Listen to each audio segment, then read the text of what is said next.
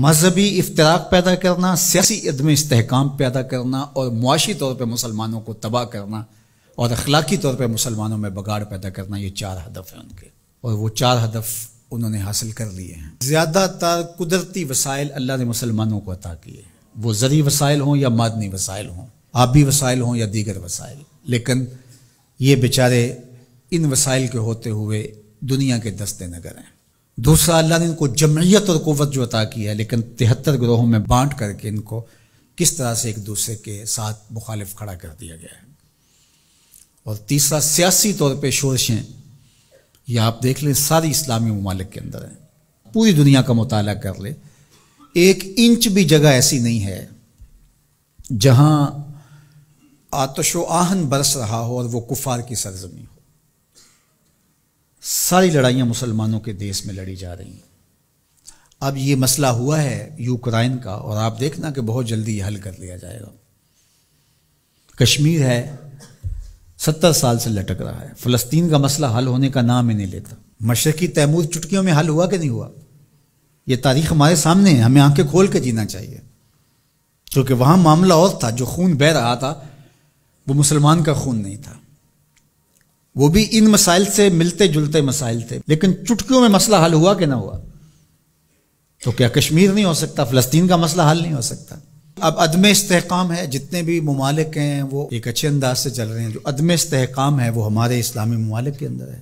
خانہ جنگیاں جتنی بھی دیکھ لیجئے وہ یہاں ہمارے ممالک کے اندر شروع کروائی جاتی ہیں، تو ہم اپنے نبی علیہ السلام کی تعلیمات کو فراموش کر گئے اور ہم اٹھتے ہی نہیں پا رہے، اور ہماری بڑی بڑی سلطنتیں جو ہیں، وہ اندلس کی سلطنت دیکھ لیجئے کس طرح تباہ و برباد کر دی گئی، سقوط بغداد ہوا، اسی طرح خلافت عثمانیہ کا سقوط ہے، سقوط دہلی ہوا، اور ہماری اس ریجن کے اندر دیکھ لیجئے یہ ایک سقوط کابل ہے، اسی طرح سقوط ڈھاکہ ہے۔ تو یہ سارے سقوط ہمارے ساتھ ہی کیوں ہیں؟ اس لیے کہ جب ہم اپنے نبی کے دامن کو چھوڑ دیں گے تو یہ رسوائیاں ہمارا مقدر ہوں گے۔ ہمیں ہمارے نصابوں میں یہ پڑھایا ہی نہیں گیا کہ جس طرح نماز تمہارے اوپر فرض ہے، باقی امور تمہارے اوپر فرض ہیں، امت سازی کا عمل بھی تمہارے اوپر فرض ہے۔ جس طرح حضور علیہ الصلوۃ والسلام کا نام عقیدت سے لیا جانا اور آقا کریم علیہ الصلوۃ والسلام کی محبت تمہارے اوپر فرض ہے اور محبت کے تقاضے تمہارے اوپر لازم ہیں، تمہارے اوپر یہ بھی اسی طرح لازم ہے۔ تو اس وقت ہمارے ساتھ جو کچھ ہو رہا ہے اور جس سمت ہم سفر کر رہے ہیں اور جس طرف ہم جا رہے ہیں، تو اس وقت سب سے زیادہ ذمہ داری علماء کی ہے اس بات میں، باقی حکمرانوں کی ہے کہ وہ معاشی بحرانوں میں حکمران قوموں کو مبتلا نہ دے، چونکہ قوم جب معاشی بحران میں مبتلا ہو جاتی ہے تو پھر اس کے نظریے پیچھے چلے جاتے ہیں۔ دور موجود میں کہتے ہیں اس دور کا ایٹم بم معاش ہے، جو قوم معیشت کی تباہی کے دانے پہ آ جاتی ہے اس سے پھر جو مرضی آپ منوا لیں، اور آپ جانتے ہیں مسلم حکومتیں کیا کچھ نہیں مان لیتی ہیں، اور یہ حکمرانوں کی ذمہ داری تھی کہ وہ، لیکن ان کے پیٹ ہی نہیں بھرتے، ملک کو اس بے دردی سے لوٹا نہیں، نوچا ہے انہوں نے، لیکن ابھی تک ان کے پیٹ ہی نہیں بھرے اور نہ مستقبل میں کوئی بھرتے ہوئے دکھائی دیتے ہیں۔ تو یہ ایک دردناک صورتحال ہے۔ جو اسلام کو دوسرا بڑا نقصان پہنچایا ہے وہ منبر و محراب کے ذمہ داران نے پہنچایا ہے۔ بر صغیر پاک و ہند کے اندر تجزیہ کرتے ہوئے حضرت مجدد الفسانی علیہ الرحمہ نے کہا کہ 4 طبقے ایسے ہیں جنہوں نے سب سے زیادہ اسلام کو نقصان پہنچایا ہے۔ یہاں پر اس ریجن کی وہ بات خاص طور پہ کرتے ہیں، وہ فرماتے ہیں ان میں سے ایک علماء سو ہیں، انہوں نے اسلام کو بہت زیادہ نقصان پہنچایا ہے۔ دوسرا صوفیاء خام ہیں، جو دین کے فہم سے ناآشنا صوفی ہیں، انہوں نے اسلام کو بہت نقصان پہنچایا ہے، چونکہ لوگوں کی وابستگی ہے ان کے ساتھ اور ان کے پاس کوئی منصوبہ ہی نہیں ہے۔